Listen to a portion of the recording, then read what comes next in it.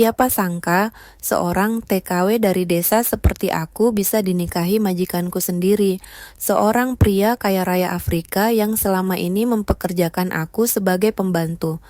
Bukan cuma itu, mahar pernikahanku 90 miliar rupiah. Tapi saat malam pertama, aku justru dibuat terdiam tak percaya. Simak cerita lengkapnya, jangan lupa like, share, dan subscribe. Selamat menonton. Namaku Rina, nama yang sederhana. Lahir di sebuah kota kecil yang letaknya jauh dari hiruk-pikuk Jakarta, di sudut pedalaman Jawa Timur. Di kampungku, listrik seringkali padam, dan harapan terasa seberat awan mendung di musim penghujan. Aku anak keempat dari 6 bersaudara. Bapakku seorang buruh tani yang upahnya tak pernah cukup untuk menambal atap rumah panggung kami yang lapuk. Sementara ibu, punggungnya sudah membungkuk karena setiap hari harus mencuci pakaian tetangga demi beberapa lembar rupiah. Pemandangan itu, senyum letih di wajah ibu, dan tatapan malu di mata bapak setiap kami menagih uang sekolah adalah palu godam yang memecah hatiku dan membulatkan tekadku untuk pergi. Saat usiaku menginjak 25 tahun, aku memutuskan menjadi TKW ke Afrika. Benua yang hanya ku kenal dari peta lusuh di bangku sekolah, kini menjadi satu-satunya gerbang menuju kebebasan finansial keluargaku. Malam sebelum keberangkatan, ibu memelukku erat, air mata membasahi bahuku. Nak, ini restu ibu. Tapi ingat, di sana kau jauh dari mata kami. Jaga dirimu, jangan tergoda kekayaan instan, jangan macam-macam, dan jangan pernah tinggalkan salat. Kita boleh miskin harta, tapi harga diri kita adalah mahkota. Kalimat itu yang diucapkan dengan suara bergetar, terukir dalam hatiku sebagai janji suci. Perjalanan ke Afrika terasa seperti melintasi galaksi. Dari bandara yang hiruk-pikuk hingga mendarat di negara asing dengan bahasa yang asing, segalanya terasa mencuutkan nyali. Aku hanya bisa mengangguk dan menggeleng, mengandalkan bahasa tubuh dan beberapa kata dasar bahasa Inggris. Namun, dalam dunia pekerja rumah tangga, yang utama bukanlah komunikasi lisan, melainkan kerja keras dan ketulusan. Aku dipertemukan dengan majikanku, Tuan Edison. Ia adalah seorang pria Afrika yang menjulang tinggi, dengan kulit gelap, wajah kaku seperti pahatan patung, dan sorot mata yang tajam. Usianya sekitar 45 tahun, sosok yang memancarkan kekuasaan dan kekayaan yang tak terukur. Rumahnya adalah sebuah istana megah, dengan interior marmer dan perabotan yang harganya mungkin setara dengan seluruh desaku. Aku ingat saat pertama kali masuk ke kamar mandinya, ukurannya lebih besar dari ruang tamu rumahku di Jawa. Ironisnya, di tengah kemewahan yang berlimpah itu, rumah Tuan Edison terasa sangat dingin. Bukan dingin karena suhu ruangan, melainkan dingin karena ketiadaan kehangatan emosional. Tuan Edison nyaris tidak pernah berbicara padaku, kecuali memberikan perintah singkat dan datar. Sejak awal, aku merasa dia tidak menyukaiku. Setiap gerak-geriku terasa seperti di bawah mikroskop pengawasannya. Aku sering gemetar saat menyajikan teh atau membereskan meja makannya. Malam-malam di sana terasa panjang, dan dalam kesunyian kamar kecilku, aku sering menangis pelan, merindukan bau tanah basah di kampung, dan suara jangkrik yang lebih merdu daripada keheningan istana ini. Namun, di balik tangisan itu, aku selalu menegaskan janji pada diriku. Aku harus pulang dengan kepala tegak, tidak dengan tangan kosong, dan membawa serta nama baik keluarga. Aku akan tetap jujur, tetap amanah, karena itu satu-satunya hartaku yang tak bisa dicuri di negeri asing ini. Hari-hariku berjalan dalam ritme yang ketat. Aku bangun sebelum fajar, memastikan sarapan siap, pakaian Tuan Edison tertata rapi, dan setiap sudut istana bersih mengkilap. Tuan Edison sangat disiplin, hampir obsesif terhadap keteraturan. Namun, sekeras apapun aku bekerja, tak pernah ada senyum atau ucapan terima kasih darinya. Anak-anaknya yang masih kecil, sebaliknya, mulai dekat denganku. Mereka memanggilku Mami Rina dan sering tertawa saat aku mendongeng dengan logat Jawa. Kehadiran mereka adalah satu-satunya sumber kehangatan bagiku di rumah itu. Suatu sore, saat aku sedang menyapu ruang tamu besar, sebuah benda hitam mengkilap menarik perhatianku. Itu adalah dompet kulit Tuan Edison, tersembunyi di bawah sofa marmer. Jantungku langsung berdegup kencang. Ketika ku buka, aku terkejut. Dompet itu berisi tumpukan mata uang asing, beberapa kartu akses bank berlapis emas, dan yang paling mencolok, sertifikat saham dengan logo perusahaan besar. Nilainya pasti sangat besar. Pikiran jahat sempat terlintas, bisikan tipis yang mengatakan, ambil saja selembar atau dua, tidak ada yang tahu. Satu lembar uang itu saja mungkin bisa melunasi utang bapak. Namun, bayangan wajah ibu dan janjiku di hadapan Tuhan menghentikanku. Aku tahu, mengambil yang bukan hakku berarti menghancurkan seluruh harga diri yang selama ini kupertahankan. Tanpa ragu, aku menghadap Tuan Edison di ruang kerjanya. Aku menyerahkan dompet itu tanpa sepatah kata pun. Ia hanya menatapku tajam, mengambil dompet itu, memeriksa isinya sekilas, lalu berbalik dan pergi. Tidak ada ucapan terima kasih. Aku sempat merasa kecewa, tetapi rasa damai di hati jauh lebih berharga. Malam itu aku tidur nyenyak. Keesokan harinya, Tuan Edison memanggilku lagi ke ruang kerjanya. Ruangan yang mewah namun terasa mencekam itu kini menjadi saksi percakapan yang mengubah segalanya. Kamu tahu, aku sudah memecat belasan pekerja karena mencuri, bahkan untuk nilai yang kecil. Tapi kamu bahkan tidak menyentuh 1 sen pun dari dompet yang berisi seluruh akses ke keuanganku. Kenapa? Tanyanya, suaranya lebih bernada menguji daripada bertanya. Aku menunduk dan menjawab dengan suara pelan, tetapi tegas. Tuan, saya datang ke sini karena ingin mengangkat keluarga saya. Saya tahu posisi saya. Saya hanya ingin tetap jujur. Hanya itu yang saya miliki. Tuan Edison diam lama, menatapku seolah membaca jiwaku. Akhirnya, ia hanya berkata, kembali bekerja. Beberapa hari kemudian, ujian yang kedua datang. Kali ini menguji sisi kemanusiaanku. Aku sedang menyiapkan makan malam ketika putra bungsu Tuan Edison tiba-tiba demam tinggi. Tubuhnya menggigil, dan ia terus merengek. Tanpa berpikir panjang tentang aturan dan hierarki, naluri keibuanku mengambil alih. Aku segera menggendong anak itu, mengambil kunci mobil tanpa izin, dan membawanya ke rumah sakit terdekat. Tuan Edison menyusul belakangan. Ia melihat anaknya terbaring lemah di ranjang, dan aku duduk di sampingnya, mengusap dahinya. Aku pikir aku akan dipecat karena melanggar protokol dan membawa mobil tanpa izin. Namun saat ia berdiri di ambang pintu, matanya tidak memancarkan kemarahan, melainkan kelegaan dan sesuatu yang tak bisa ku mengerti. Malam itu, di ruang kerjanya yang dingin, ia mengucapkan 2 kata yang bagiku seberat emas. Terima kasih. Ia mengakui bahwa aku menyelamatkan anaknya tanpa menunggu perintah. Saat itu, aku menyadari bahwa kejujuran dan ketulusan hati yang sederhana perlahan telah mencairkan dinding es di hati pria Afrika yang dingin itu. Setelah 2 insiden itu, suasana di rumah Tuan Edison berubah total. Ia mulai memperlakukanku dengan hormat, bahkan sesekali menanyakan kabarku. Anak-anaknya semakin lengket. Aku tahu, aku bukan lagi sekadar bayangan atau pembantu, melainkan seseorang yang ia percaya.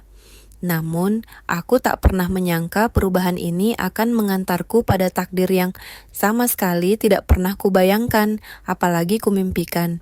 Malam itu, setelah makan malam dan anak-anak sudah tidur lelap, salah satu pengawal memanggilku. Tuan Edison menunggu di ruang kerja. Jantungku berdebar lebih cepat dari biasanya. Aku mengetuk pintu ruang kerjanya, yang kini terasa berbeda. Tuan Edison duduk di balik meja besarnya, mengenakan jas berwarna gelap. Wajahnya serius, namun matanya, entah bagaimana, kini terasa lebih lembut. Ia mempersilakanku duduk, menawarkan teh, dan membiarkan keheningan menguasai ruangan sejenak. Rina, ia memulai dengan suara yang pelan dan berat. Aku sudah lama mengamatimu. Kamu berbeda dari siapapun yang pernah bekerja di sini. Kamu memiliki kejujuran dan kekuatan hati yang langka. Ia mencondongkan tubuhnya ke depan, menatap lurus ke mataku. Jeda itu terasa panjang sekali. Mencekik napas. Aku ingin menikahimu. Dunia terasa berhenti berputar. Aku membeku di kursi. Lamaran itu bukan hanya tidak terduga, itu sungguh tidak masuk akal. Aku seorang TKW, seorang perempuan kampung, dilamar oleh seorang jutawan Afrika yang sangat berpengaruh. Maaf, Tuan Edison, saya tidak mengerti. Saya ini hanya pembantu. Suaraku nyaris tak terdengar, penuh kebingungan dan ketakutan. Aku serius, Rina, aku telah berpikir matang-matang. Aku tidak peduli dengan apa kata orang atau latar belakangmu. Aku tidak mencari istri yang bisa dipamerkan di acara sosial. Aku mencari seorang istri yang bisa kupercaya, yang bisa membuat rumah ini memiliki jiwa, dan orang itu adalah kamu. Jawabnya tenang, memadamkan gejolak di dadaku. Ia berdiri dan berjalan ke lemari, mengambil sebuah kotak beludru kecil. Di dalamnya, terbaring indah sebuah kalung emas murni yang bertuliskan namaku. Ini adalah lambang pengikatku. Kemudian, ia meletakkan sebuah map dokumen tebal di atas meja di hadapanku. Dan ini adalah maharmu. Aku membuka map itu perlahan, dan mataku membelalak melihat angka yang tertera di sana. 90 miliar. Angka itu membuat tanganku gemetar hebat. Jumlah uang yang tidak mungkin pernah kubayangkan seumur hidupku. Uang ini akan sepenuhnya atas namamu, Rina. Aku tidak ingin kamu merasa rendah. Aku ingin kamu tahu bahwa kamu layak menerima yang terbaik. Ini adalah penghargaan untuk kejujuranmu. Air mataku tumpah ruah. Ini bukan tentang uang. Ini adalah ujian yang sangat besar. Aku tidak bisa menjawab. Aku meminta waktu. Aku minta waktu, Tuan Edison. Saya perlu izin untuk berdoa, untuk bertanya kepada Allah. Pintaku. Ia mengangguk dengan sabar. Ambil waktu sebanyak yang kamu butuhkan. Aku akan menunggumu. 3 hari aku habiskan dengan sujud panjang di sajadah kecilku. Apakah ini karunia atau ujian? Dalam tangis dan doa itu, aku menyadari satu hal. Tuan Edison tidak melihatku sebagai objek nafsu, melainkan sebagai penanggung amanah. Pada hari ketiga, dengan mata sembab namun hati yang lebih tenang, aku menghadapnya lagi. Saya siap, Tuan Edison. Saya terima pinangan ini, bukan karena hartanya, tapi karena saya tahu Bapak mencari amanah. Saya akan menjaga kepercayaan ini. Disitulah takdir baruku dimulai. Hari pernikahan tiba. Langit Afrika seolah ikut merayakan takdir yang tak terduga ini. Namaku Rina, seorang mantan TKW dari Jawa Timur, menjadi perbincangan utama media lokal dan internasional. Gadis kampung dinikahi jutawan Afrika dengan mahar 90 miliar. Teriak tajuk-tajuk berita di internet. Aku mengenakan gaun pengantin mewah yang terbuat dari kain khas Afrika dengan sentuhan batik Solo, sebuah simbol perpaduan dua dunia. Aku merasa kikuk, seperti memakai kostum yang terlalu mahal. Namun saat berjalan di pelaminan, tatapan Tuan Edison membuatku merasa pantas, seolah hanya aku satu-satunya wanita yang ada di dunia ini. Upacara pernikahan berlangsung khidmat. Aku melafalkan akad dengan suara yang bergetar. Tangan Tuan Edison dingin saat menyematkan cincin di jari manisku. Aku hanya bisa mengucap syukur dalam hati, tak henti-hentinya. Pesta usai, para tamu pulang. Tinggallah aku dan Tuan Edison di dalam kamar pengantin yang sangat besar. Ranjang kami seperti singgasana raja, dikelilingi lukisan dan hiasan marmer. Suasana hening, terlalu hening. Rasa gugupku memuncak menjadi ketakutan. Aku duduk di tepi ranjang, menunduk, tangan gemetar. Aku adalah wanita sederhana, tanpa pengalaman, dan ini semua terasa begitu luar biasa, begitu menakutkan. Aku takut bukan pada Tuan Edison sebagai individu, tetapi pada peran baruku sebagai istri dan ekspektasi yang menyertainya, terutama untuk malam pertama. Tak lama kemudian, pintu terbuka perlahan. Tuan Edison masuk. Ia sudah melepaskan jas mewahnya, menyisakan kemeja putih yang kini terlihat lebih santai.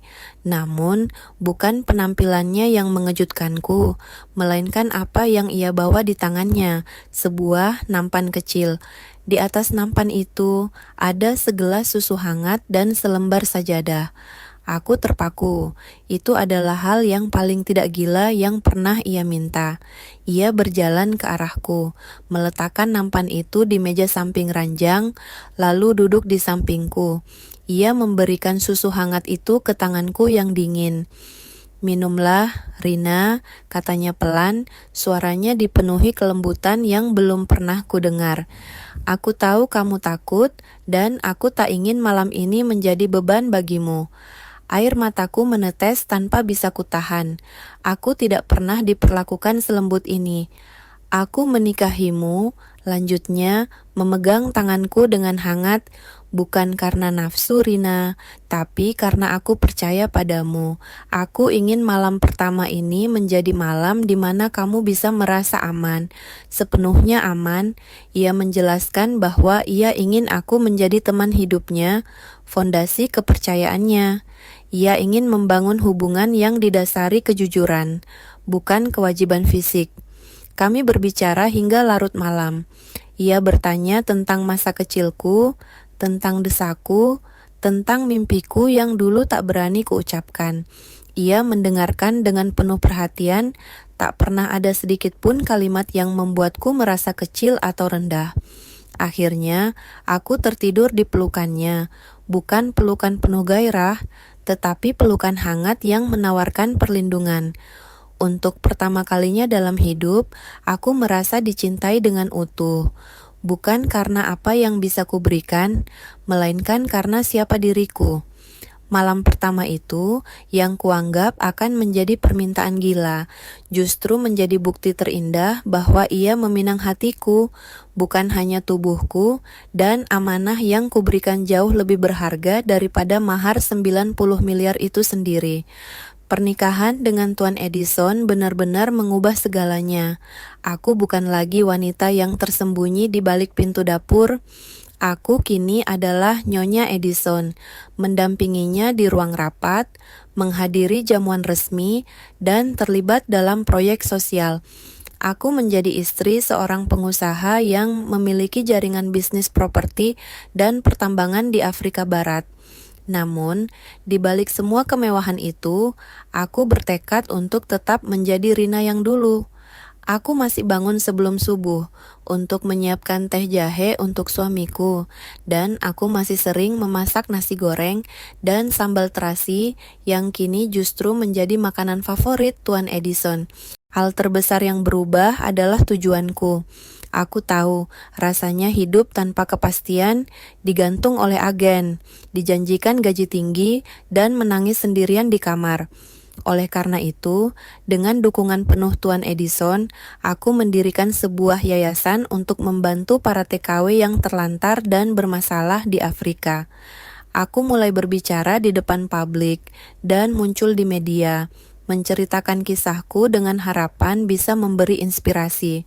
Namun, semakin aku dikenal, semakin tajam pula ujian yang datang. Kisahku yang viral memicu beragam komentar. Banyak yang meragukanku, menyebutku perempuan penggoda, TKW matre, dan penjilat kekayaan. Mereka menyebarkan isu bahwa aku hanya menikahi Tuan Edison demi uang dan kekuasaan. Aku terpukul, tetapi suamiku selalu menjadi bentengku. Ia berdiri di sisiku, memegang tanganku, dan berkata, "Kita tidak hidup untuk menjelaskan diri pada setiap orang, Rina. Kita hidup untuk membuktikan siapa kita sebenarnya. Biarkan perbuatanmu berbicara." Kami terus bekerja untuk yayasan, fokus pada amanah yang kini kami emban. Hingga suatu hari, kejutan terbesar datang. Di sebuah acara televisi, seorang wanita paruh baya berkerudung lusuh datang membawa sebuah surat dari ibuku di Jawa Timur. Air mataku langsung tumpah. "Nak, maafkan ibu dan ayah," tertulis di surat itu. "Waktu kamu berangkat, ayahmu sebenarnya tidak setuju.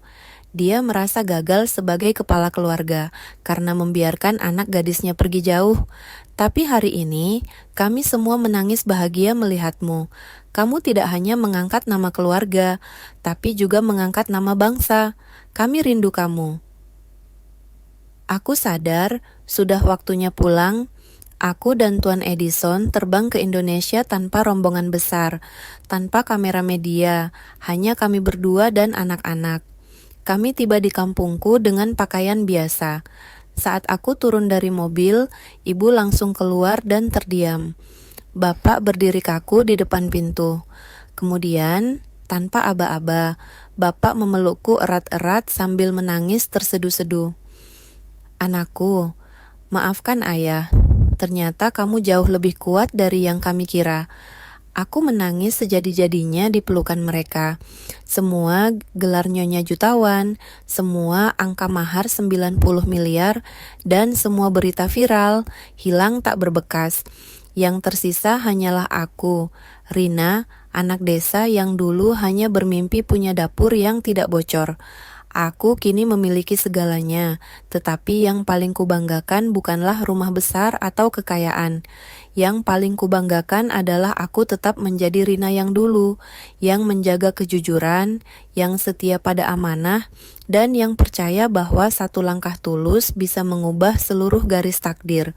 Kisahku ini nyata, dan aku akan terus menulis bab baru dalam hidup ini, dengan cinta, iman, dan nama baik yang tak akan pernah kulepaskan. Jika kamu merasa terinspirasi oleh kisahku ini, berikan like pada video ini, tinggalkan komentarmu di bawah, dan subscribe agar tidak ketinggalan kisah-kisah penuh hikmah selanjutnya.